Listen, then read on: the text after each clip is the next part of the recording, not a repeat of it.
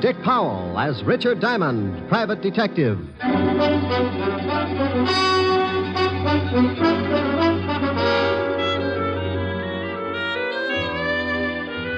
Hello there, this is Diamond.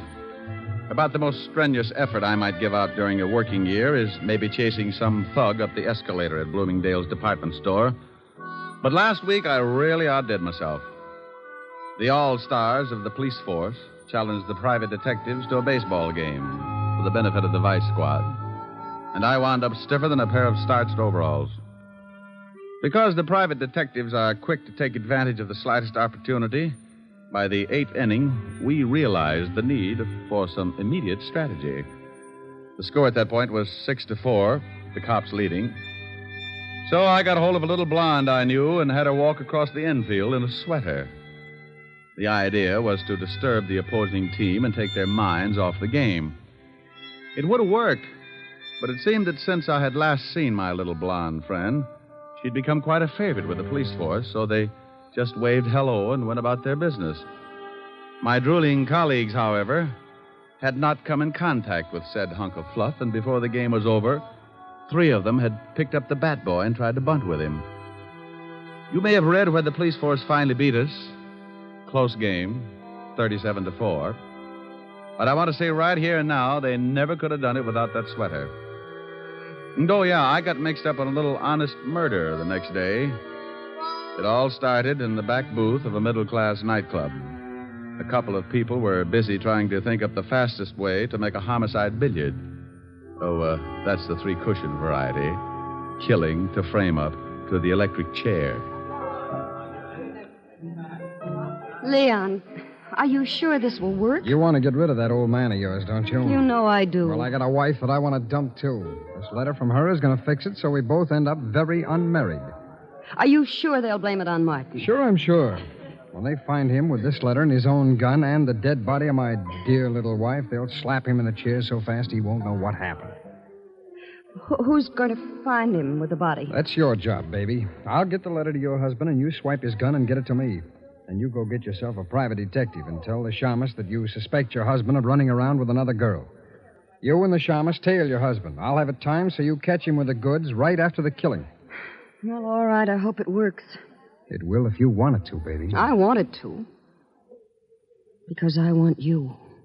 Yeah. Yeah, and all that nice money your husband's going to leave you. Leon. Come here, June. Yeah.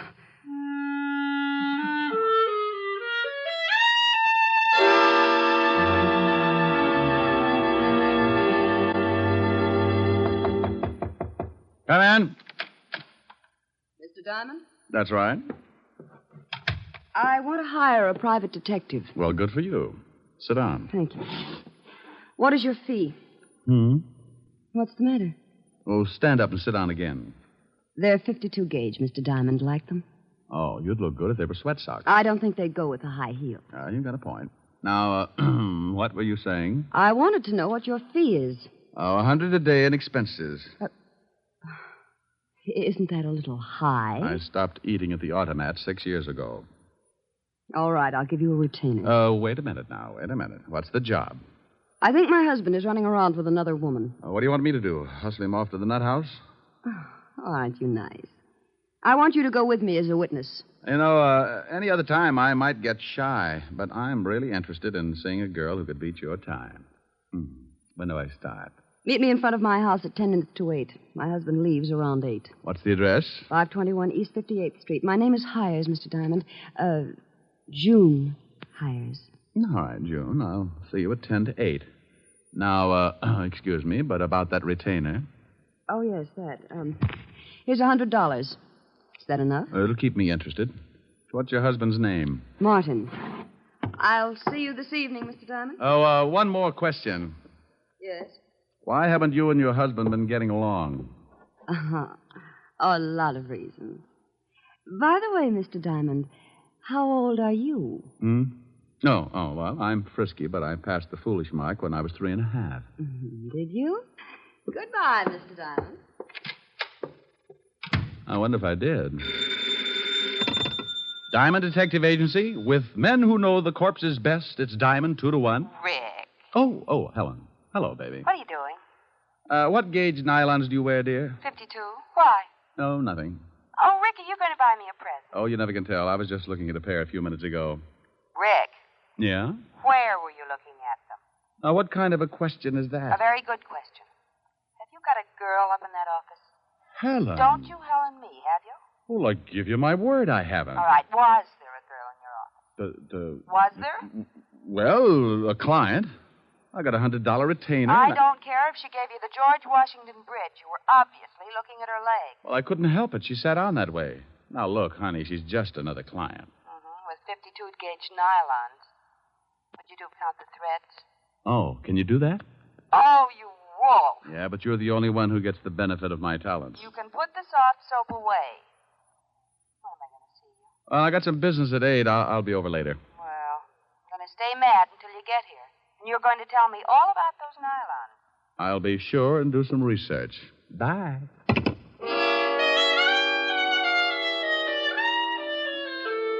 Well, there you are. You sit around and wait for a meal ticket to come in, and just because it happens to be fitted with curves, your best girl digs up the green-eyed monster. I don't know why gals get sore at a guy just because they catch him panting a little. After all, it's hot in New York. I spent the rest of the afternoon trying to hit a big horsefly with a rubber band and some paper clips, and by 6 o'clock we shook hands and called it a draw. I closed the office and went home. I got into some clean clothes and grabbed a bite to eat at the corner drugstore. At 10 minutes to 8, I was sitting in June Hyer's car, parked across the street from her front door. Mr. Diamond, how did you ever get to be a private detective? Mrs. Hyer, how did you ever get to be a housewife? You think things up in a hurry, don't you? Only when I got competition. You like competition? Yeah, up to a point. After that, I get tired of the struggle.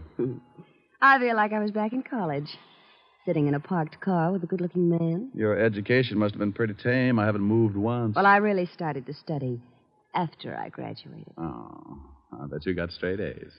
Must you top everything? I play around with a lot of trouble, Mrs. Hyer, and I've got to stay one step ahead of it. Do I look like trouble? When's your husband coming out of that house? Any minute now. You didn't answer my question. I'll tell you as soon as I see your husband. Well, how will that tell you? If he's wearing a beanie with a propeller on it, I'll know you've been giving him a lot of trouble. So I've been giving him trouble. That mean I'll do the same for somebody else? What's the difference, a husband or a private detective? They both got their names from a guy named Adam. Oh, look. A cab pulled up to the front door. Yeah, I see it. And here comes Martin. He's getting into the cab. Well, what do you know? What's the matter? No beanie. We both sat and watched while Martin Hyer got into the cab and it pulled away. Mrs. Hyer put her car in gear, and we started the tail, keeping it a safe distance. He led us across town to a middle-class apartment house, and we stopped the car and waited up the street. He's getting out and going into that building. Come on. Oh, what for? Shouldn't let him get up there first and then... Look, baby. Do you know who this gal is? No, of course not. Well, then come on. I want to see what door he goes in. But, won't he see us? Honey, I don't tell you how to put your lipstick on. Now, don't tell me how to make it like a bloodhound. Oh, the lobby is empty. Now, watch the elevator. Oh. It's stopping on the 4th floor. Hadn't we better go up? Look, lover. The 4th floor probably comes equipped with a lot of doors. Now, if you want to just knock on any of them, go hire yourself Humphrey Bogart. Well, then what do we do? You stand by and watch like you... make like you knew what I was doing. See, the little old elevator's coming back down. Now, you just hold it there while I look at the mailboxes. Mrs. B. Callahan. Mrs. Lillian McEdward. Mrs. Mike. Well... and Miss Sally Maxwell. Okay, now we push the button for the 4th floor and away we go. Fun? How do you know where to go? I got the name off the mailbox. But you said yourself there must be a lot of people on the 4th floor. Elementary, my dear girl. Process of elimination. We're lucky this time. Only one single girl on the 4th floor. Sally Maxwell. Come on. It's 406. What if there'd been more than one single girl? So I make some new friends. Now stop asking questions and stick close. I'd love it. Now, here it is, 406. Now hold it down. Can you hear anything? No. Yeah, somebody's moving around. Oh, duck. What? Too late. What? June. Good evening. I represent the Great Nothing Life Insurance Company. What are you doing here, June? I might ask you the same thing. Do you mind if we come in? I'd like to interest you in our indemnity clause. Stop pushing. Get out of my way. Oh, you don't know what you're missing. You get $3 million if a python bites you in the middle of Times Square. You can't force your way in here like that. You... Oh, now you've hurt my feelings. Take your hands off me or I'll strike you again. Sure, but you need 2 more to put you out. Here, have one on me. Now, the next time you go striking people... Mr. Diamond, look. I looked past the little guy and spotted the body. She was blonde, and I didn't know why she was hanging onto the rug that way. She wasn't going anywhere. All right, you. Get out of my way. Huh? Oh, what a lovely gun. Martin, you killed that girl. No, I did not. I came in here and found her like that, but I didn't kill her. She's been shot. I know that. I found the gun by her body. You don't think I'd kill her? I was in love with her. Martin. Is that the gun that did it? Yes. I mean, no. I don't know what I mean. But you stand right there. Don't take another step. That's your gun, Martin. No, shut up. I didn't kill Sally, but I know I haven't got a chance of proving it, so if you come any closer, I will most certainly shoot you. I hate to look like an idiot, but it's against the law to shoot people. Mr. Diamond, be careful. Come on, Martin. Give me the gun. You don't think I'll shoot, do you? Come on, give it to me. Just one more step. Look out, he's going to shoot. Come on, open up in there. What? Better drop it, Martin. You got company. Stay back. Stay back. This is the police. Open up or we'll break the door in. Police.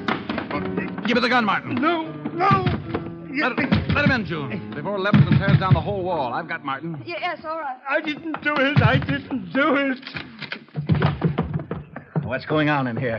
Hello, Walt. Hey, Lieutenant, look. It's the gumshoe. Rick. Why do you guys always have to break down doors? Why don't you try turning the knob first? Otis, didn't you see if it was unlocked? I forgot, Lieutenant. You mallet head. We got a report that someone heard a shot from this apartment. There's the body, Walt. Who's this guy? Martin Hyer. Here's his gun. He was going to use it on me. I didn't kill her. I came in and found her that way. Oh, shut up. Who's the girl with you, Diamond? This is Mrs. Hyer. Martin is her husband. I don't say. The old triangle, huh, Rick? I engaged Mr. Diamond to follow my husband. That's right, Walt. We caught Martin trying to sneak out on the corpse. I told you I didn't kill her. And I told you to shut up. Is this your gun? Yes, but I found it lying by the body. I knew I'd be blamed if someone found my gun, so I put it in my pocket. You search him, Rick? Haven't had time. Shake him down, Otis. Yeah, Lieutenant. I want my lawyer, and you get away from me. You open your trap just once more. Okay, but hold Please, Mr. Diamond, I'd like to get out of here. Sure. Okay, Walt? Yeah, but I want to talk to both of you down at the station later. Here's something, Lieutenant. What is it? Oh, letter. Are you coming, Mr. Diamond? You go on down. I'll be right with you. All right. Walt, what does the letter say? It says we can't continue this way. I've decided to break it off once and for all. It will do no good to see me, so please stay away and leave me alone. Signed, Sally. Let me see that. Yeah. Well, what about it, you? Is the dead girl named Sally? Yes. I don't know why she sent it. We're both in love. Sure. What were you going to do about your wife? I was going to tell her this evening. Then I received this note. I came right over to see Sally, but believe me, I didn't kill her. Tell me something, Martin. Is this the way you received the letter? Yes. Why? Now, you wait a minute, Rick. I'm very happy with what I've got, so don't start making like Sherlock Holmes. Oh, well, I guess you're right, Walt. He admits it's his gun, and this letter is certainly motive enough. Yeah. Otis, call for the wagon and put the cuffs on Hyer. Right, Lieutenant. Walt, why would someone send a letter after tearing off the top of it? Huh? See, the top of this letter is missing. The part that usually reads, Dear Julius or something. So what? Do me a favor, will you, Walt? Oh, what is it? Give me 3 minutes and then have Otis fire a shot from this apartment. What? Is that all you can say? Have Otis fire a shot in about 3 minutes after I leave. I will not. The police department can't go around making like it was the 4th of July. You want to solve a murder, don't you? I have solved it. What more do I need? I got a suspect, the murder weapon, and a good motive. Walt, if you just killed someone and a guy caught you at it, what would you do? I'd knock him off, too. Well, I caught Hyer in the act, and he didn't pull the trigger. Well, you said yourself he was going to. But he didn't, and he took too much time thinking about it. Walt, I can't remember hearing a shot when I came in this building. So you didn't hear a shot. Maybe you couldn't. Well, that's what I want to find out. I was right behind Martin all the way up to this apartment, and I didn't hear a shot. Maybe he didn't kill her. That's right, I didn't. Please, I didn't kill her. You see, Walt? Oh, you always start something like this. Martin, did your girlfriend Sally have any enemies? No. At least she never told me about any. Now, where are you, brain trust? Just a little more sure of myself. First, Martin can't make up his mind about shooting me. Then he claims that the murdered girl didn't have any enemies. Does that sound like a killer trying to cover up? You've run into smart killers before. I'm surprised at you, Rick. I called the station, Lieutenant. I'm proud of you. Go on in the other room and shoot that cannon of yours off when I tell you. The what, Lieutenant? You heard me. Shoot it into a mattress, but don't muffle a shot. Okay. But not till I tell you. You might think it's fun and blow up the whole building. Thanks, Walt. What are you doing?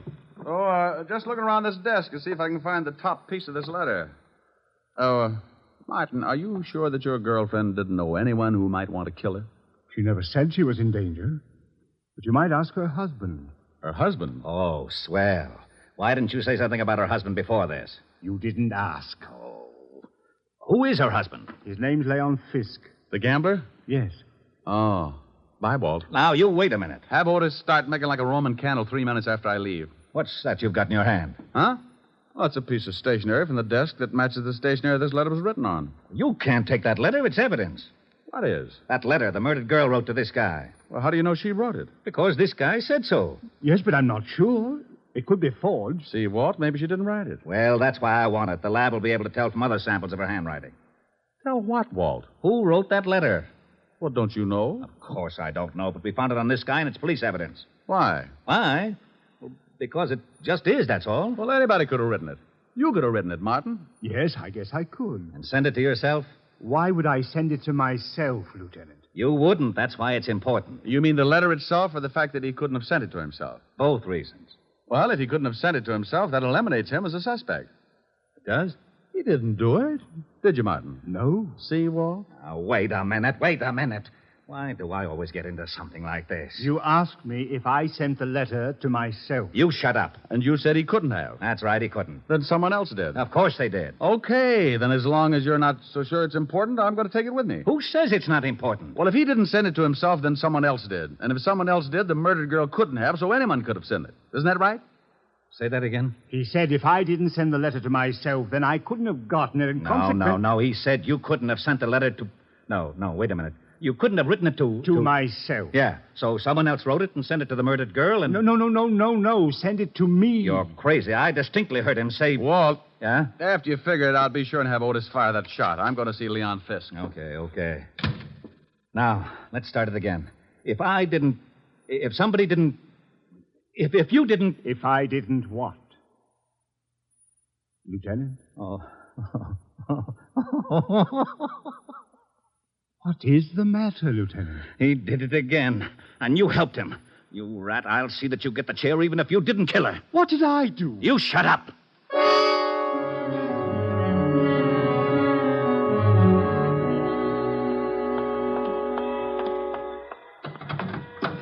Well, what took you so long? I had to get a merry-go-round started.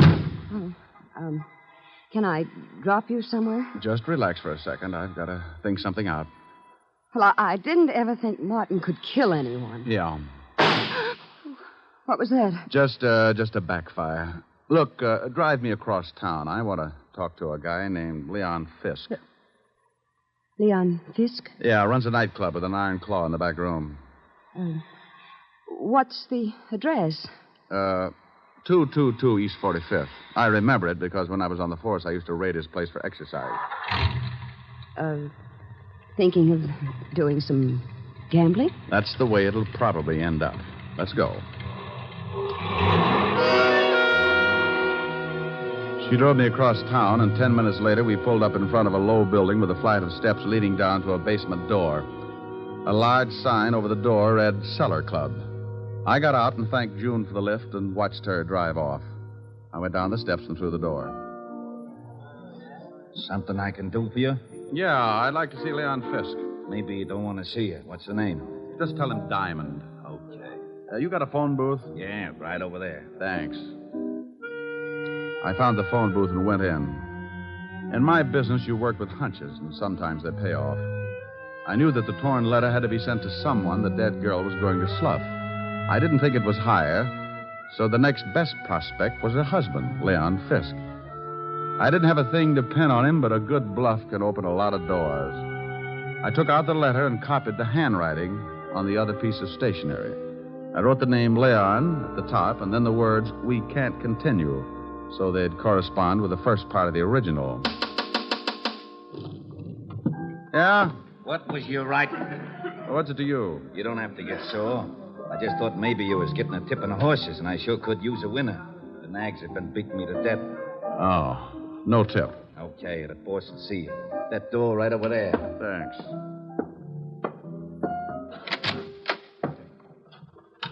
Well, Diamond, it's been a long time. I haven't missed you, Leon. What brings you here? Your wife was killed tonight.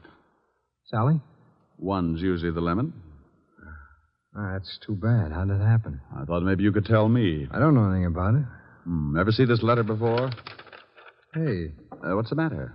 That's your wife's handwriting, isn't it? Yeah. It says, Leon, we can't continue. Then the writing stopped. Oh, so what? Well, the guy the police are holding got a letter from Sally, too. It started the same way, but it wasn't addressed to anyone. The top was torn off. You know what I think? No, tell me.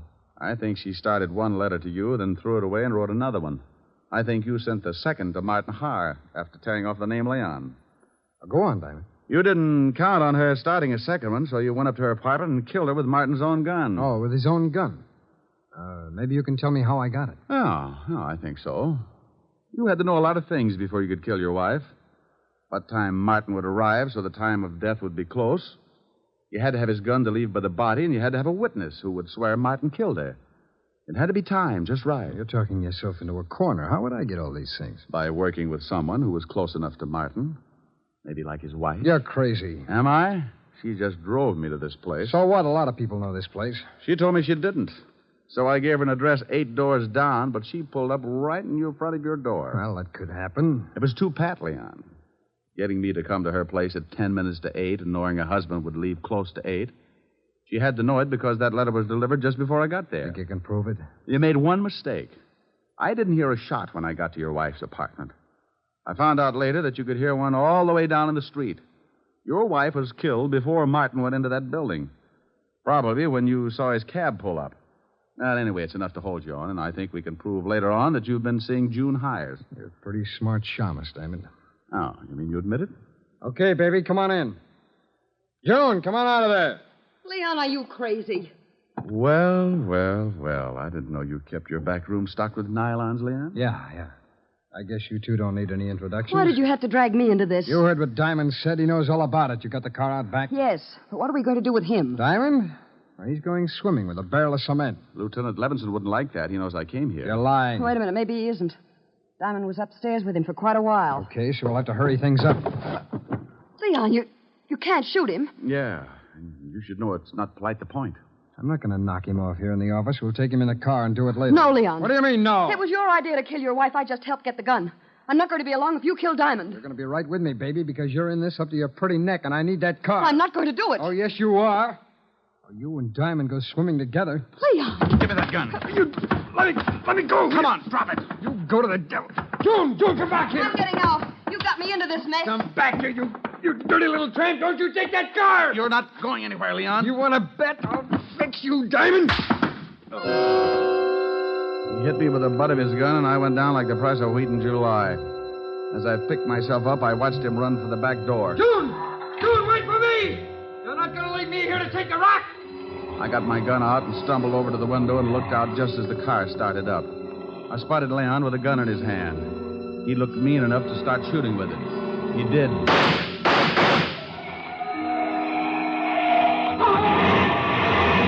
started running up the alley then. I suppose I could have said something like, "Stop or I'll shoot," but I was too tired. I just rested my arm on the window and let him have it.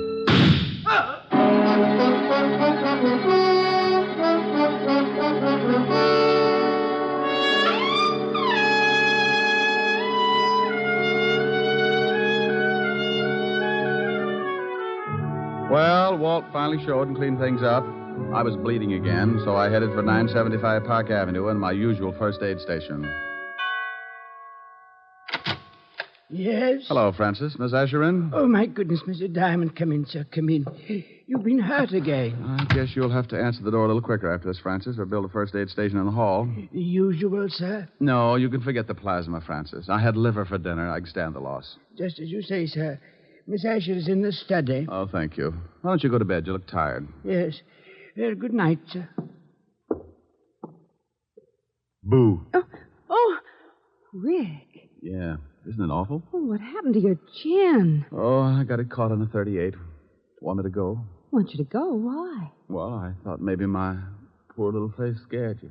Oh, I like your poor little mussed-up face. Well, thanks, Sporty. How about some music? Oh, I'm too tired. Turn on the radio. All right. Now, let me look at that chin.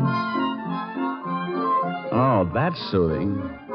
Hey, you shut that radio off. I'm trying to sleep. Now, what is that? Oh, it's that crabby old neighbor. Oh, it is, huh? Now, Rick, don't get mad. I'll turn it off. You want something, Max? Yeah, some sleep. Is that too much to ask? Well, stick your head in a closet. Now, look, Bud. You look. That radio wouldn't wake a 2-year-old. Well, just pretend I haven't stopped teething, wise guy. All I want is some sleep. Oh, you do, huh? Sleepy time, gal. You're turning night into day. Rick. Oh, that guy upsets me. All right, he upsets you. That's too pretty a song to sing like that. No. Now, you do it right, or I'm going to be mad. Well, honey, then that's the last thing I want you to be. Now, cuddle up on the sofa. You comfy? Mm-hmm. Don't be mad now, baby. Sleepy time, gal. You're turning night into day. Sleepy time, gal. You've danced the evening away. Oh, that's wonderful. Before each silvery star fades out of sight, please give me one little kiss, then let us whisper goodnight. It's getting late, and baby, your pillow's waiting. Sleepy time, gal, when all your dancing is through. Sleepy time, gal, I'll find a cottage for you. You'll learn to cook and to sew. What's more, you'll love it, I know. When you're a stay-at-home, play-at-home, 8 o'clock, sleepy time, gal. Well, how was that, baby? Helen. Helen. Well, how do you like that? She snores, too. Hey, you! Max! Yeah, now what do you want? How about a game of gin? I'm lonesome.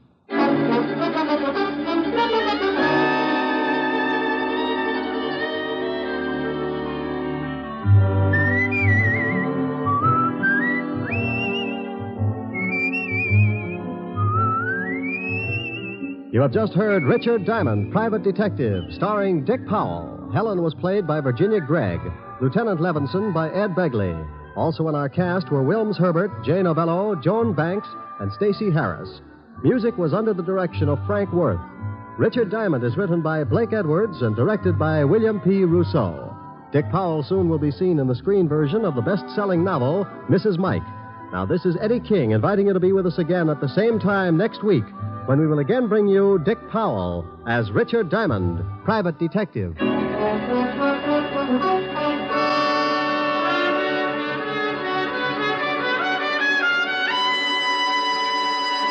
This program has come to you from Hollywood. This is NBC, the national broadcasting company.